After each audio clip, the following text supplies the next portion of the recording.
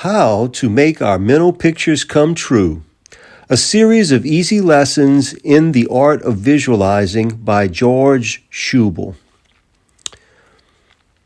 Part 2, Chemistry of Visualizing.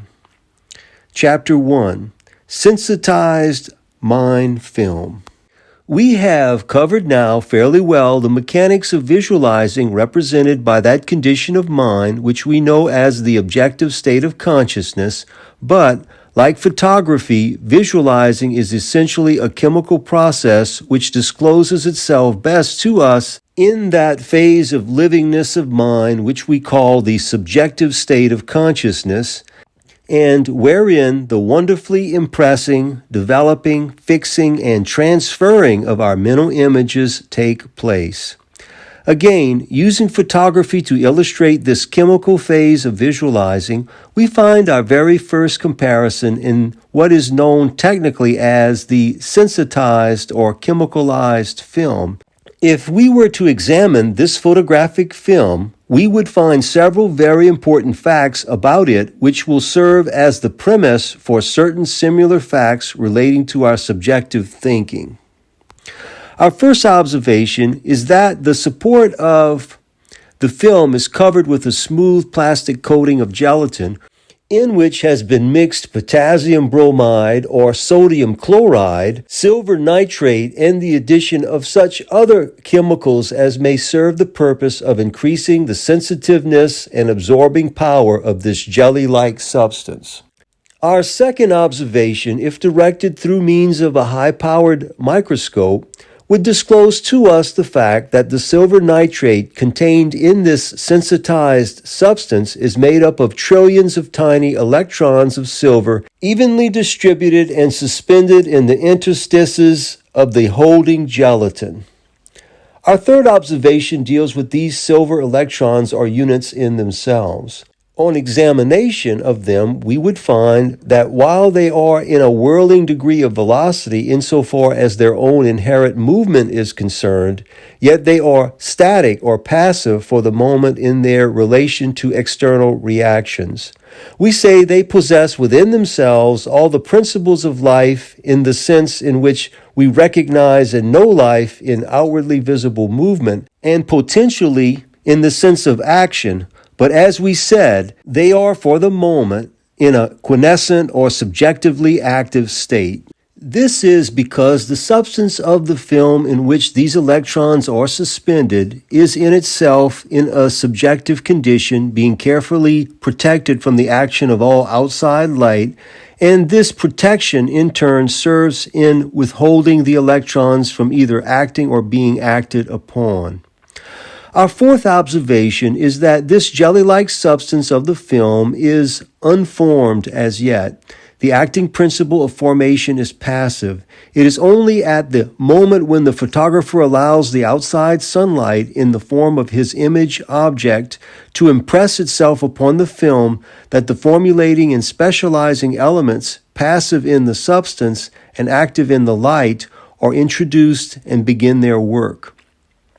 Finally, we can say of the plastic film substance that it contains certain other qualities such as permeability, impressibility, plasticity, sensitiveness, retentiveness, as well as setting, absorbing, preserving, and restraining power. In a very general way, we can sum up by saying that the sensitized film of the camera serves the purpose of receiving upon, preserving, and subsequently developing in its highly sensitive substance the imprisoned light image which is drawn to it the moment the photographer presses the bulb and releases it for the purpose of impression.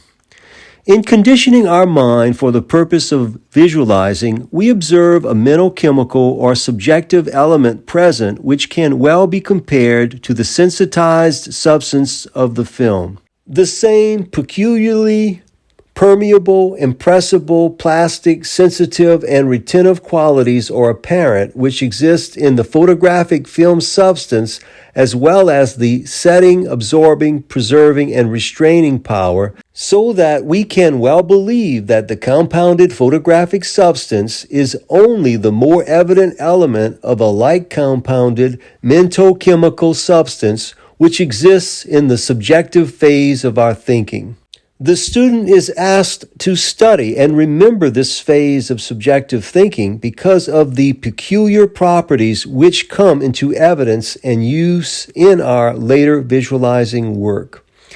If there were such a thing as an examination of the composition of this aspect of our subjective thinking, we would find, among other phenomenon, that the trillions of tiny electrons of silver on the photographer's film have their prototype in what we may amply term mentoids, evenly distributed and suspended in the interstices of the plastic holding mind, if such a distribution and suspension of mind units is possible to conceive. We would find further that while these mental units are in an inconceivably whirling degree of life insofar as their own inherent movement is concerned, yet they are passive and static as yet in their relation to objective reaction, because protected from and untouched by the objective thinking light, so that we can say the subjective state of the mind substance of which these inconceivable units are a part, for a moment neither acts nor is acted upon. Like the substance of the film, it is an entirely passive substance. Its unknown units possess within themselves all the principles of livingness in the sense in which we recognize and know life in outwardly visible movement, and potentially in the sense of action. But until this subjective mode of thinking substance is brought into contact with and acted upon by the image object of mental light, it is in a merely immotile or subjectively active state.